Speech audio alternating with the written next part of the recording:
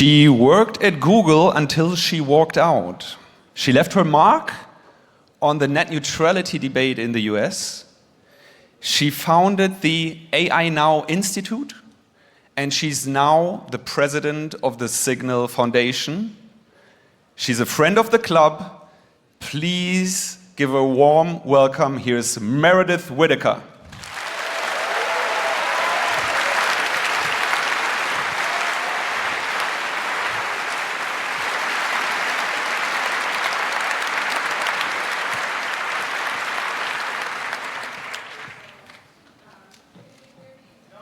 Okay.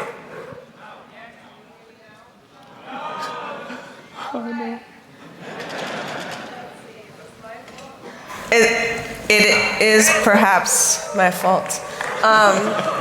Thank you so much for having me. Thank you, Linus. It is truly my nervous system calmed down when I walked in this building, because this is such a better and different tech world than the world I often encounter working in tech for nearly 20 years. So I'm really, really happy to be here, and I'm really happy that this space exists.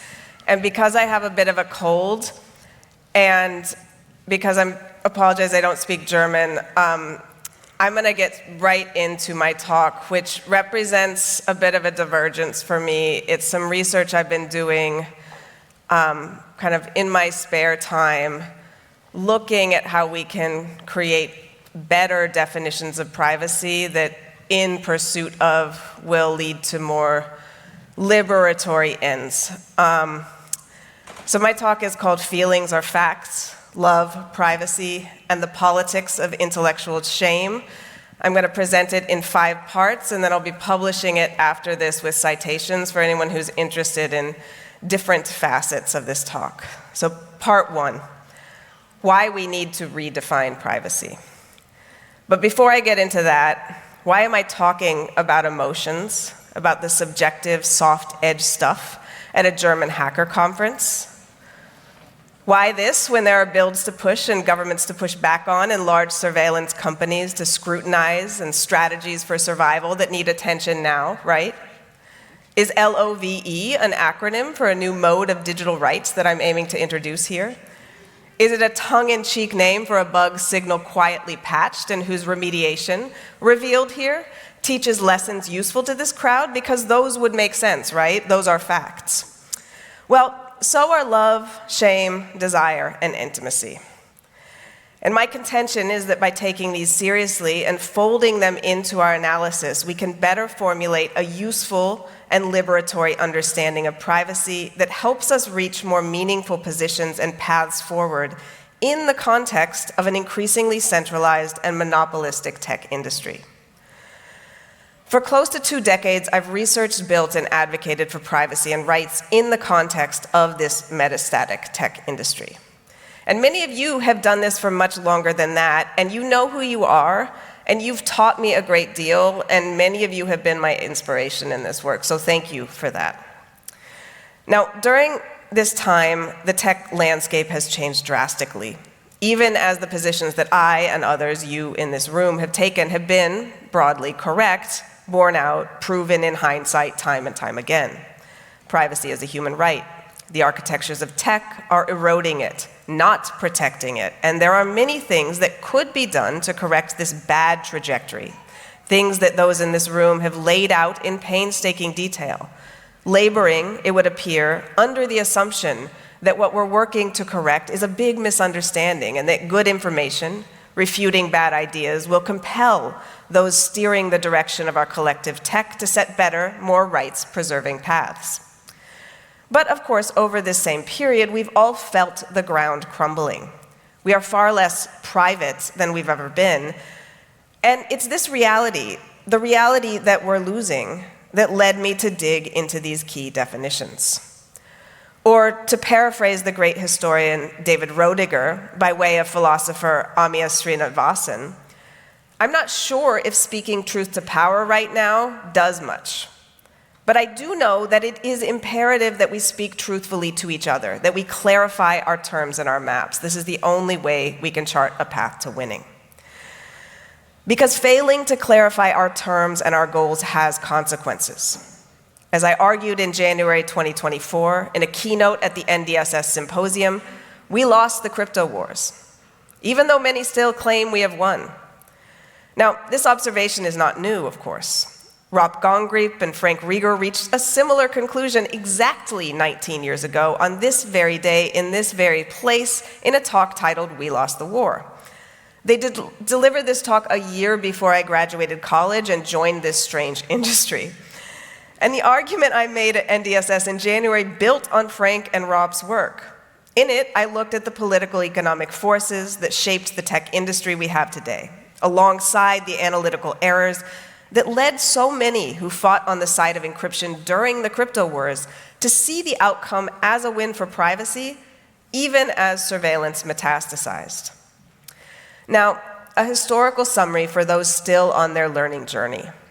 The crypto wars refer to a series of legal battles, campaigns, and policy debates that played out in the US across the 1990s, centered on questions about who should be allowed to develop and deploy strong encryption, and whether that encryption should be undermined to enable government access. Now, in decades prior, the government had asserted an effective monopoly on encryption. So much so that the academic field of cryptographic research was starved, as the NSA and others claimed the right to dominate and obscure work on crypto systems. And while this loosened somewhat in the 1970s, the government's desire to control the output of this research continued to put significant roadblocks in the way of wide dissemination. Now, moving into the 1990s, crypto systems were still classified as munitions and subject to strict export controls. And in order to integrate them into products or services and distribute them broadly, you needed government permission. Now, this regime of secrecy and restriction ended more or less with the liberalization of strong encryption at the end of the 90s, the end of the crypto wars. And it was the drive to commercialize the internet during the 90s that animated this fight. The prospect of a commercial internet provided the guarantee for monumental promises of economic prosperity that the US government and industry were counting on. It was also the forcing function for a showdown that pitted government access to communications awkwardly against the possibility of security and privacy on the commercial internet. The question was whether there should be a backdoor in encryption so governments could access internet communications and other data. No, there should not be backdoors, privacy advocates and the burgeoning tech industry said. Encryption, as strong as you want it to be, should be free to build and deploy for everyone. Many in government disagreed, but after some fractious battles and clever lawfare, in 1999, encryption was liberalized. The restrictions on its development, use, and distribution were lifted in a move celebrated again as a win for privacy. And this narrative of winning continues to shape our strategies and tactics in the fight for digital rights, somewhat to our peril. Because what I argued in my talk was that this liberalization of encryption in the 90s was, in fact, a loss for privacy. Because while it meant that theoretically everyone could build and use encryption, the same way everyone can walk away from an employment contract, in truth, due to how the growing internet industry was being shaped, it was companies who would ultimately be able to make the choice as to whether, how, and where to use encryption, not the people who needed privacy, the so-called users of these companies' platforms and services. And not only this, in the absence of any restrictions on surveillance, and given the Clinton administration's explicit endorsement of advertising as the business model of tech, tech companies were actively disincentivized to protect people's privacy. Of course, this didn't mean these companies didn't need encryption. Indeed, encryption is the backbone of the commercial internet because companies needed to protect the privacy of the stuff that helped them do business. Payments, market trades, transmission of confidential information, authentication, all of these required encryption, without which business and the process of internet commercialization would fizzle. But collecting data to create models that classify people into advertising-friendly categories that can be auctioned to agencies who create the content we see in targeted ads, which remain the core economic engine of the internet, well, applying encryption there in the name of people's privacy was not only not necessary from a financial perspective, it was bad for business. And this, my friends, is how liberalizing encryption and winning the crypto wars did not protect our privacy. What it did, in practice, is enable the growth of the surveillance advertising-driven internet with the economies of scale and network effects that have congealed into staggering concentrated power in the hands of a few dominant US and Chinese players. But before you go tooting on Mastodon, I want to be clear. This does not mean, of course, that we don't need encryption. That is not what I'm saying. This doesn't mean that encryption isn't essential to protecting privacy. Indeed, encryption is the technology we have that can do this in the digital world. We need it. It is essential, which is why Signal is so unmovably staunch in our unwillingness to ever fuck with our encryption, and will absolutely leave any market where the choice were between fucking with it and exiting. But returning to the point, we cannot mistake encryption in a vacuum for meaningful privacy, as we did in the 1990s. Confusing the technology and its capabilities, its potential application, its hypothetical use for a guarantee that it would be applied in good and just ways to create the world we wanted. Now, what I hope this recap shows is that failing to clarify our terms and what we're actually fighting for does come with grave consequences. And that part of the problem is that we pursued an incomplete and shallow definition of privacy. A definition shaped by frameworks of property rights and individual, not collective, understanding of data and data ownership. A definition that focused on bean counting data flows, where is data stored and who can access it. And one that, as we've seen, was anchored in a technologically deterministic perspective that assumed that the existence of a technology guaranteed its use, that technology birthed the future, as long as messy politics stepped out of the way. Now, this definition of privacy is, by and large, still with us today. And it's not only incomplete, it's also boring, administrative, sterile. No wonder it hasn't catalyzed a mass movement. No wonder it's so hard to get regular people excited about protecting privacy, no? And I think this is also in part because this definition is oddly silent about the good stuff, about the relationships, political horizons, intimacies, revolutions, germination, the beautiful and hopeful things in life that aren't themselves privacy, but that require privacy as a condition of their existence. The things that we fight for privacy to protect. So this is why I'm talking about emotions. Because when we move to examine privacy beyond the sphere of digital rights and tech, beyond this narrow definition, we begin to see the concept of privacy haunted, or maybe kindly accompanied by love, intimacy, and desire, which ride alongside privacy in jurisprudence, philosophy, and literature. So let's get into these. Part 2, love, intimacy, desire, and privacy. Now, anxiety about love and intimacy shapes our understanding of privacy, silently or no. As philosopher Julie Innes puts it, privacy in practice means we have the ability to, quote, control intimate decisions and to possess autonomy with respect to expressions of love, liking, and care. And indeed, when we examine how privacy is applied and revoked in the real world, it's often based on determinations about who is allowed to love, hook up, express desire, mingle in private, outside the gaze of the state, the school, or the institutions. Privacy, in this sense, marks a boundary between sanctioned love and desire, on the one hand, and unruly desires that are seen as deviant and understood to necessitate surveillance scrutiny in service of control and prevention, on the other. Who can be trusted in the shadows, and whose shadowy behavior poses a risk? Now, I'm not making a grand theoretical point here. I'm merely saying that privacy, who gets it and whom we strip it from, is very often shaped by these anxieties. Today, too. To scrape a few somber examples off the top of a massive pile, in Uganda, queer love is outlawed, punishable by death thanks to oppressive laws pushed by US evangelicals. This is why human rights groups in the UK, working to secure asylum for queer people in Uganda, rely on Signal and other private communications tools to share documents whose secrecy is a life or death matter in a context where queer people are not afforded the right to autonomy with respect to the expression of love, liking, and care, or privacy. Now in Egypt, where queer love and desire is criminalized as debauchery, Grindr stings, where authorities pose as a guy wanting to hook up on a dating app to lure queer people to be assaulted, arrested, and exposed, were apparently common enough that it prompted Grindr to issue a warning to Egyptian users, letting them know that the privacy of their desire was being systematically violated by the state, and, let's be honest, via the surveillance capabilities of the Grindr app. And then there's the current Speaker of the US House, Mike Johnson. Some months ago, he told the public that he and his son install surveillance software that monitors and reports on whether either of them have accessed porn.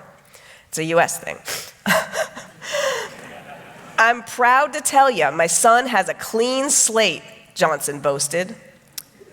The desire to watch some porn in this case, he implies, is something both he and his son share.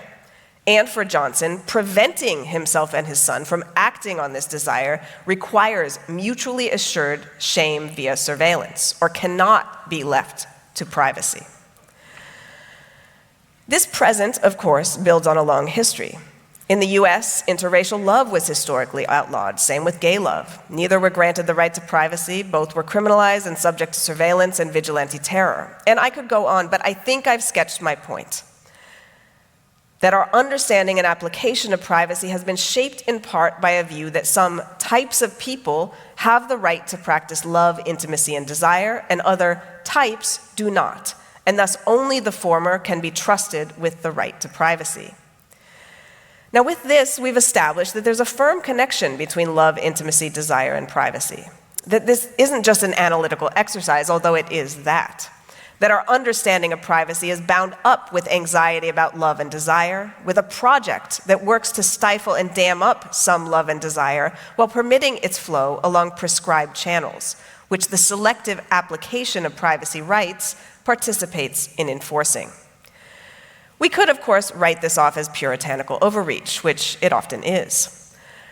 But what if we also asked whether there's a deeper reason for policing love and desire? In part by establishing unevenly distributed rights to privacy. What do love and desire left unchecked do in the world? What do they threaten? What if, following Deleuze and Guattari, we were to take love and desire seriously as productive forces, and in so doing take seriously the state's need to channel and police them? So let's follow this thread. Proust wrote that, quote, "Love is a striking example of how little reality means to us." And if you've ever fallen hard in love, which I hope that you have, you know what he means. It fucks up your life. It makes a joke out of the most solemnly made plans and commitments. It threatens stability, starting with your inner life, your attachments, your literal thoughts. Someone who in February seemed nice and friendly and unremarkable suddenly upends the ground under you in March, and you cannot figure out why. Even if knowing why would help anything, which it wouldn't. You're sucking on ice cubes, you're running laps at midnight, you're in the group chat, poring over cues like a psychic reading cards. Now, this isn't the only kind of love. There are many kinds of intimacy and desire, well beyond hot crushes and romantic and sexual relationships. Love also binds solidarities, as Astra Taylor and Leah Hunt Hendricks examined in their recent work on the history and practice of solidarity.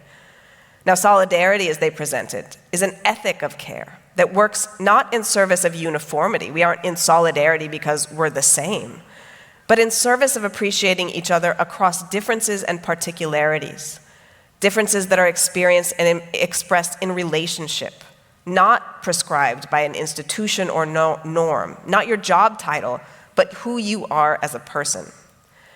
Solidarity makes us brave. It makes us capable of creating new worlds because we have each other's back, because it's rooted, ultimately, in love. Now, any serious scholar looking at love also acknowledges that it's not all good.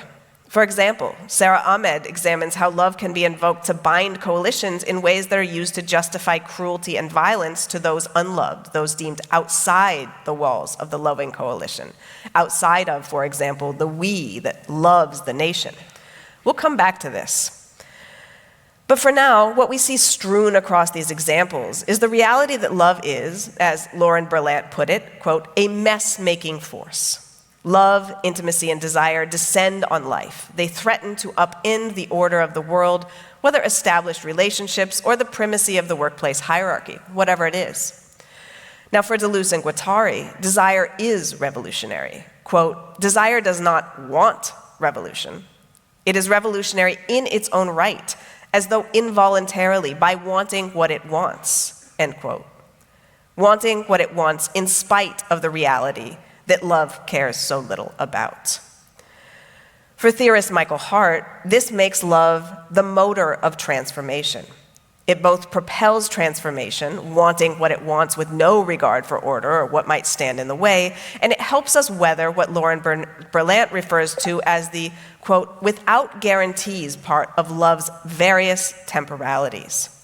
Love, as she puts it, is one of the few situations where we desire to have patience with what isn't working. It lights our spirits up with courage to face the unknown and bear the journey in the name of the beloved, in the name of the adored ideal, in the name of loving accountability. Even though there is no way to know whether it will work, love is always a risk, said Hart. It's a risk in which we abandon some of our attachment to this world in the hope of creating a better one. Or, as Berlant puts it, it is a leap of faith to seek the end of a world on behalf of a fantasy. And it's exactly this leap of faith that love demands of us, that love requires to be loved. So now maybe we're getting somewhere, right? Because it's when we understand love, desire, intimacy as a force for transformation that we see more clearly why love, desire, and intimacy are met with anxiety and regimes of control that aim to curtail and contain exactly this transformative potential. Because, to indulge in tautology in service of making a point, transformation is of course a threat to the status quo. It's messy, uncertain, no guarantees, and whatever else it is, or it says no to what exists already. It threatens the orders and hegemonies that rely on the perseverance of current forms for their legitimacy. So we'll leave this here for now and return to it in a minute when we endeavor to weave this analysis into a more robust understanding of privacy, one that can serve as a tool that I hope will help us better make sense of our current tech landscape and identify levers for meaningful transformation. Part 3, computation, knowledge, and the politics of intellectual shame. My engagement with the concept of intellectual shame did not start as a philosophical inquiry. It began as an attempt to name a thing I experienced. In uttering the phrase, the politics of intellectual shame, I was fumbling to put language around a pattern in the environments around me, something that I saw shaping tech and our understanding of it. And maybe you've seen it too, a particular kind of fear and brittleness when technical topics are raised. Femmes in the audience are likely familiar with how some dudes seem to blow a fuse when they realize that you know more than them about something to do with computers. Even if it's simply because you read a book and they did not. And powerful people are often especially cagey around these topics when they don't have a claim to technical expertise. Now, sometimes you'll see tech ignorance accompanied by a wincing apology, the kind people make when they're hoping to be forgiven for something embarrassing. But just as often, it leads to faking it, nodding and grinning to hide uncertainty, hoping to be mistaken for knowing. The number of times I've seen a well-heeled and powerful guy nod along to an AI pitch, then repeat it as if it were gospel, even though it's not correct, even though I know he doesn't know. This is the 5th industrial revolution. No, it's the 6th, and on and on and on. This pattern, and my own experience as someone learning as I worked from within the tech industry, led me to look more closely at what was going on here and to hone in on computation's role in the world. Now, when I pulled this weed, so to speak, I found a massive root system which linked to a long history that connects state census projects, regimes of quantification and taxation, plantation accounting, workplace surveillance and rationalization, and a host of similar modes of abstraction that ultimately serve to order the world into a controllable shape for the benefit of centralized power, whether states or corporations or a secret third thing. Now, I won't recount these histories, but again, I will publish this talk with a bibliography in the future, and I encourage you to mine it and explore for yourself. There's a lot there. Because threaded through these histories is an article of faith that assumes abstract, fungible representations of the world are the proper way to know it, and that the particular, the specific, the exceptional, and the sensory are unreliable and cannot be counted on as knowledge. That the proper vantage for knowledge is from the top, behind the curtain, out of harm's way, through the window of the corner office looking down. And that certain people are capable of such knowledge, and certain others can only be the subjects of it. And it's here where we catch the authoritarian edge. In an introduction to Klaus Thuelit's, sorry, I haven't said that out loud much. In an introduction to Klaus Thuelit's examination of the diaries and literature of Hitler's shock troops, the Free Corps, scholar Barbara Ehrenreich puts this domination by knowledge in stark terms. The authoritarian attitude, as demonstrated in the Free Corps literature, amounted to, quote, "We know and are therefore human. They, fumbling in darkness after what they do not know, can only be objects of our knowledge, hence not fully human." Now, to put this in modern parlance, you're either a main character or a non-playable character, and only one matters. Today, tech holds this place at the epistemic apex. It is the way to know us and our world, turning everything else into objects of tech's knowledge. So, to know tech, to control tech, is to be a main character, or at least to claim to be on the side of those who are winning, those who know, not those who are known. And so, the desire to claim expertise, even when we don't have it in the context of tech, does make sense. Now, in using the term tech, I'm referring primarily to the products, services, and infrastructures that have deposited themselves across our world via the current tech industry and its broken incentives. Tech here is a contingent formation shaped by the economic drivers that were enshrined during the struggle for internet commercialization in the 1990s and beyond, and that set the course for vast centralization and surveillance power. Now, this isn't what tech or computation inevitably is. It's not the essence. But it's what we generally mean when we invoke it. And it's important to keep the contingent nature of tech as it is in view. It doesn't have to be this way. But advocating for change in tech is hard, in part because leveraging Cold War-era narratives of science and progress, the current tech industry, its stenographers, and most regular people whose ignorance of computation makes them particularly prone to taking industry's word for it, have conflated commercial tech products and services, what tech is now, with human and scientific progress.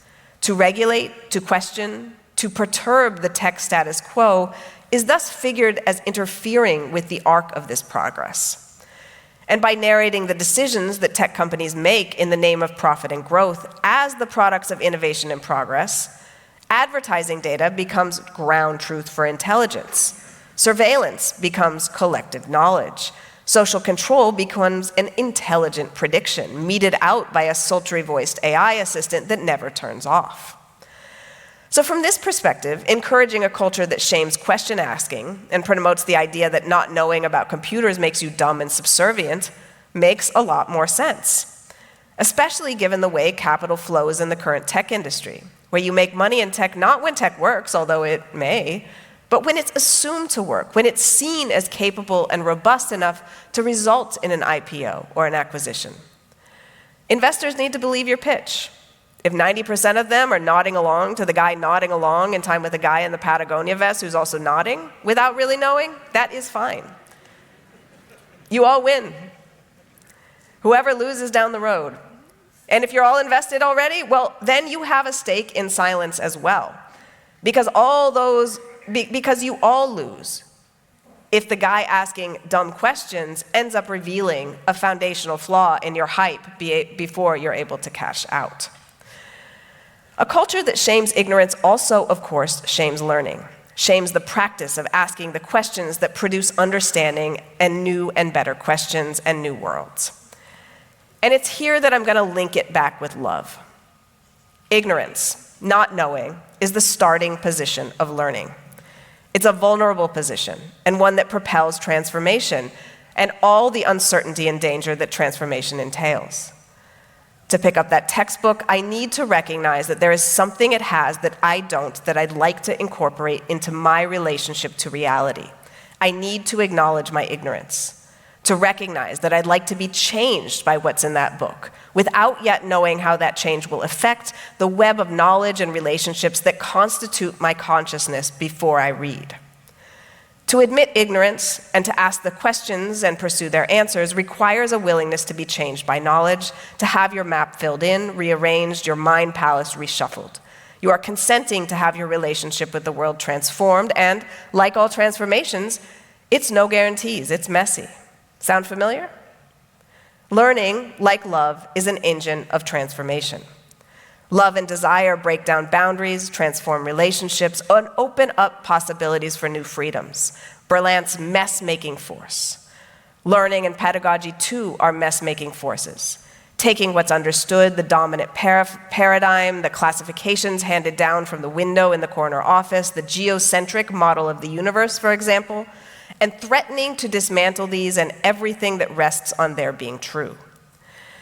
And in this way, learning, the acknowledgement of not knowing and the willingness to face the uncertainty and transformation that learning requires, is also dangerous, in a similar way to love, intimacy, and desire.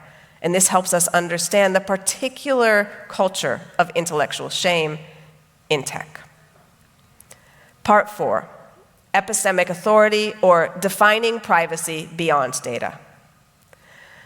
A rehydrated understanding of privacy needs to take these lessons seriously. To take seriously the role of love, intimacy, desire, and learning in forming new worlds that rudely and wonderfully reject established orders. And to figure privacy as the necessary condition that enables and protects these. But to do this, our understanding of privacy needs to go beyond data. It must confront epistemic authority head-on, confronting the forces that claim the right to define our world on behalf of the rest of us, who are figured as objects of this knowledge, not producers of it. It's here where the dry data-centric privacy paradigms common in tech fail us most drastically. Because once the data is created, the question of who gets to define me has already been answered. No, I don't want to own my Facebook data. I want to disavow Facebook as an arbiter, to reject Facebook's right to any claim to know me and my people and the type of person I am to begin with. Yes.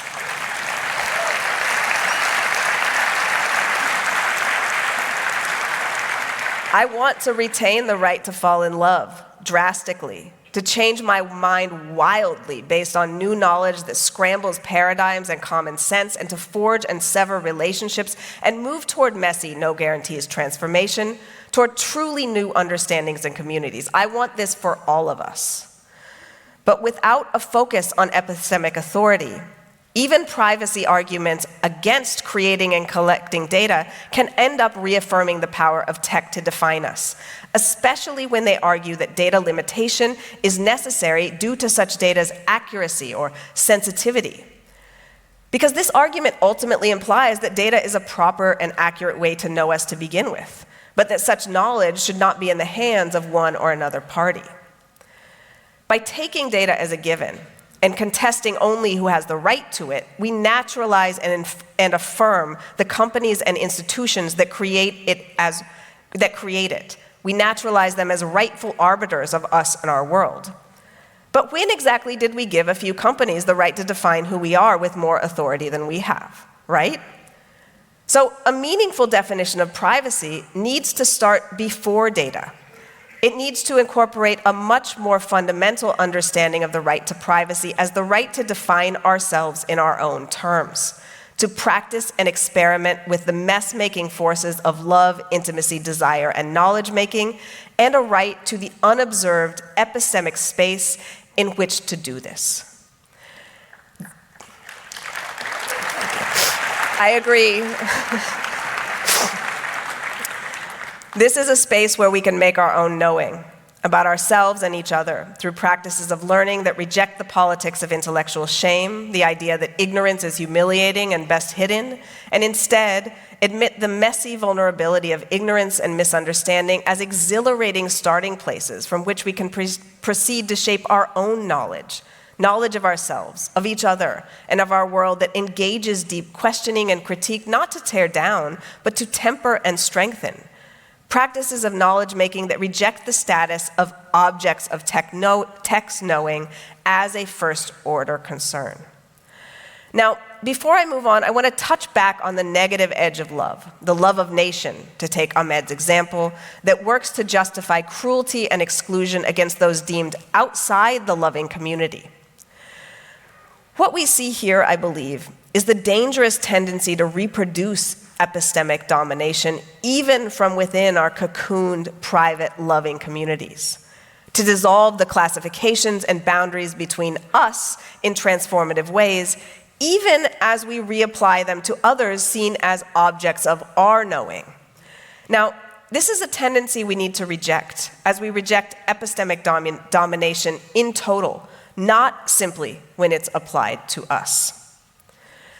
Fighting for encryption during the crypto wars in the 1990s was necessary, of course, but because it didn't clarify the outcome we were fighting for, practically speaking, it ended up resulting in a setback for privacy and the tech industry we see today. Similarly, fighting for more restricted data flows, for data ownership and limitations, and more robust click wrap, without looking at who's behind the curtain creating the data that's structuring our world and our place in it to begin with, serves to strengthen tech's hold on us and to reaffirm tech's place as the organizing principle of our world. A definition of privacy focused on rejecting tech's epistemic authority is a good place to begin correcting this. Part 5. Conclusion. Practical applications. Love, privacy, and homomorphic encryption. So, what do we do with this love-centric reformulation of privacy? What does it mean to reject the epistemic authority of a massively powerful industry in the name of privacy that protects transformation and rejects being objects of their knowing? Like, what does it mean at a practical level? Well, the good news is that, on a practical level, it is both energizing and clarifying. We can take, for example, homomorphic encryption, which is being applied hither and thither by large tech companies for things like so-called sovereign cloud offerings and on-device AI models. In these cases, some pretty impressive zero-knowledge work is providing the technical substance behind massive marketing campaigns touting the privacy-preserving properties of these products and services. Homomorphic encryption guarantees privacy, the claims go, because data processing happens on your device, not on Apple's or Google's servers, because data is never sent off your device, and because of the presence of technically guaranteed plausible or provable deniability. But, butterfly meme, is this privacy? Now, under the old data-centric understanding, yeah, sort of, probably. It's not worth joining a movement over, but I guess it's privacy. It leverages encryption, after all, and isn't that private? But with a version of privacy that is animated by a rejection of epistemic authority, by the protection of spaces for love, transformation, and radical reimagining that cannot accept such imposed classifications, the answer to the question of whether this is privacy changes. And, as I promised, it gets a lot clearer. No, it's not private. It may be better than the alternative in some way or another. There may be reasons that it represents harm reduction over the status quo, and that's a tactical call. But again, no, it's not private. Under this rehydrated privacy definition, it doesn't matter so much where the data is processed if the AI models, the logics and the probabilities by which it classifies me and my activity remain firmly outside of my control. Whether or not the model is on device, it's nevertheless imposing classifications and categories solely determined by Apple or Google or whoever. Categories that work to slot me into one or another cell in a metaphorical and literal database, and that go on to produce more classifications and judgments about me, even as the companies producing these claim plausible deniability when it comes to what specifically these classifications mean and their potential errors. Now, what we do from here is a question of strategy and our position and leverage. It will be answered differently by different people, as well it should be. But I believe a love-centric definition of privacy that starts before data and that rejects, again, our status as objects of text knowing actually helps clarify this landscape and clarify a path forward. And I think it's much more fun. It's much cooler. It centers the lives and loves we want, the things that make life worthwhile, and why privacy matters for these. This gives us something worth fighting for, and in doing so, it calls all the wonderful, beautiful people who also want the world's privacy must exist to protect, but don't want to have boring conversations about data protection. So this, then, is why I'm talking about love at a hacker conference. Thank you.